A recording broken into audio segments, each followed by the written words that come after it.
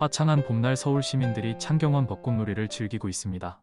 창경궁은 일제강점기에 동물원과 식물원, 박물관이 들어서며 공원이 되었는데 해방 후에도 한참 동안 창경원으로 불렸고 특히 벚꽃놀이 명소로 인기가 좋았습니다. 전쟁 때 벌어진 총격전으로 무너질 뻔했던 남대문입니다. 크게 훼손되기는 했어도 다행히 완전 붕괴되지는 않아서 1953년에 급한 대로 부서진 곳만 수리해 놓은 상태입니다.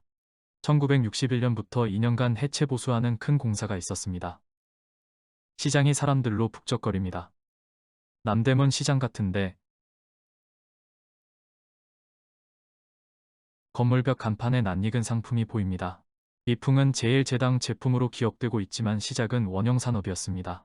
1956년 리원이 나와 선풍적인 인기를 끌자 다른 식품회사들도 유사한 제품을 내놓기 시작했고 원형산업의 미풍도 그중 하나였습니다.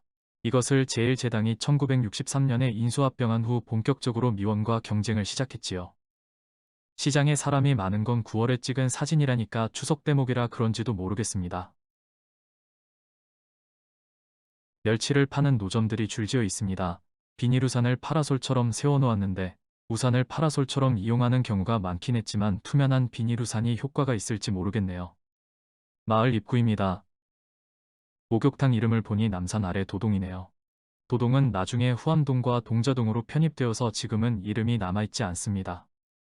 마을 안에 작은 가게들이 보입니다. 솜틀집 앞과 지붕 위에 보따리가 잔뜩 쌓여 있습니다. 솜틀집이라는 업종도 복덕방이라는 이름도 이제는 볼 수 없습니다. 남산 팔각정처럼 보이는 이 건물은 그 자리에 있던 우남정입니다. 우남정은 이승만 전 대통령의 호입니다. 당시에는 기존의 장소에 우남이라는 이름을 붙이거나 새로운 기념물을 세우는 등 이승만 대통령을 우상화하는 작업이 많았는데 이 정자도 서울시에서 그 일환으로 지은 겁니다. 우남정은 4.19 이후 철거되었고 1968년 그 자리에 팔각정을 다시 지어 지금까지 이어지고 있습니다. 조선호텔 정원에 파라솔이 설치돼 있습니다. 대한제국의 재단이었던 황구단의 부속 건물인 황공우가 호텔의 고풍스러운 장식품처럼 보입니다. 서울에서 가장 번화했던 명동입니다. 이때는 국수를 기계로 뽑아주는 게 신식 방법이었던 걸까요? 멀리 길 끝에 보이는 기쁜 소리사는 음향기기를 전문으로 취급하던 곳인데 6, 70년대 명동 일대에 있던 음향기기 전문점 중에서도 아주 유명했던 곳이라고 합니다. 특히 라디오의 15방송에서 협찬사로 매일 언급되어 누구나 한 번쯤 이름을 들어봤다고 합니다. 명동에 장작을 실은 발구지가 다닙니다. 지금은 명동뿐 아니라 어디서도 찾아보기 힘든 음반가게와 사진관입니다. 라디오도 흔치 않던 시절이었고 음반가게에서는 가게 밖에 스피커를 설치해 최신 음악들을 틀어주곤 했습니다.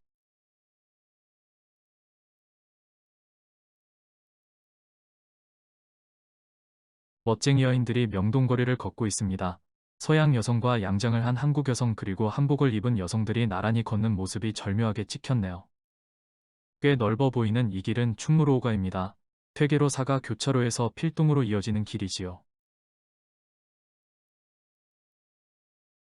오른쪽에 뾰죽탑을 한 교회는 서울 침례교회로 지금도 이 자리에 남아 있습니다. 왼쪽에 김명학외과가 보이는데 대한축구협 회장을 지냈던 그 김명학이 사일지도 모르겠네요. 병원 옆에는 항아리를 파는 가게가 있습니다. 충무로의 옹기가게라니 서울의 변화가 새삼 느껴집니다. 교회가 보이는 방향을 보아 퇴계로에서 찍은 것 같습니다. 청계오가와 을지로오가 사이에 있는 방산시장입니다. 방산시장의 역사를 찾아보면 1976년에 방산초등학교가 폐교된 자리에 생긴 시장이라고 나오는데 1959년 사진에 이미 방산도매시장이라는 이름이 보입니다. 아마도 동대문시장과 가깝고 미군부대 옆인 이곳에 가게들이 생기고 시장이 형성되다가 초등학교터에 정식으로 시설을 갖춘 건지도 모르겠네요. 미제 물건을 잔뜩 쌓아놓고 파는 가게입니다. 이때 미제 물건이라면 원조품으로 들어온 것도 있었고 미군 부대에서 흘러나온 것도 있었습니다. 밀수도 꽤 많았다고 하지요. 이곳이 어느 시장인지 확실치 않은데 가게 앞에 천일극장 포스터가 있는 걸 보니 방산시장 같습니다. 천일극장은 청계천사가에 있었습니다. 예전에는 극장에서 인근 지역에 이렇게 포스터를 붙여서 홍보하곤 했지요. 여느 시장과 다름없이 각종 생활용품과 야채 같은 걸 많이 팔고 있습니다. 지금은 포장 관련 제품이 주를 이루고 베이킹 재료나 향료 관련된 제품도 많다고 합니다. 가판대에서 식빵을 잔뜩 쌓아놓고 팔고 있습니다. 이 정도면 웬만한 제과점 못지않습니다. 상미당이라는 박스가 보이는데 방산시장에서 맛있는 빵으로 이름을 날리던 이 상미당이 SPC의 모기업입니다. 상미당은 1963년에 회사 이름을 삼립으로 바꾸고 본격적으로 빵을 양산하기 시작했고 지금은 파리바게뜨, 찬이 등을 아우르는 식품그룹이 되었습니다. 방산시장 건너편에도 가게들이 늘어서 있습니다. 지금 훈련원 공원이 있는 곳입니다. 이 가게는 여러 가지 물건을 파는 가게인데도 미원 간판을 크게 붙였습니다. 뒤쪽으로 붉은색 건물이 보이는데 서울대학교 사범대학의 전신인 경성사범학교의 흔적입니다.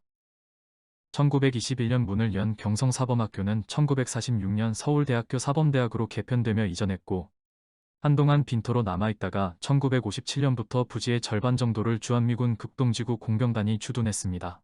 미군 공병단은 2018년 평택으로 이전했고 현재는 국립의료원 이전을 위해 공사 중입니다. 남은 공간은 이런저런 용도로 이용되다가 훈련원 공원이 되었지요. 그런데 하수관 공사라도 하는 걸까요? 땅을 파헤치고 어수선한 분위기입니다. 아주머니들이 돌을 깨는 것 같기도 하고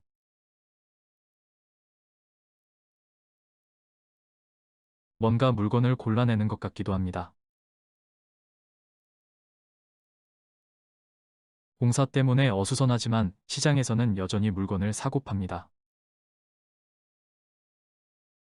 곡식을 쌓아놓고 손님이 원하는 만큼 담아주는 곡물가게입니다. 한국인의 식탁에서 빠질 수 없는 고춧가루.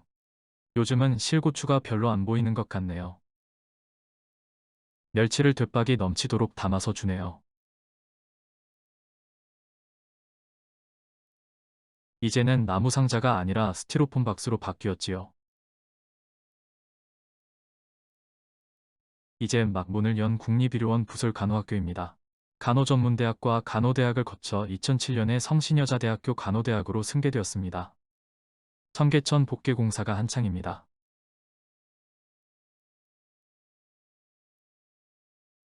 청계천 복개는 일제강점기에도 시도되었고 1955년에도 일부 공사가 진행되었지만 본격적으로 공사를 한 것은 1958년부터입니다.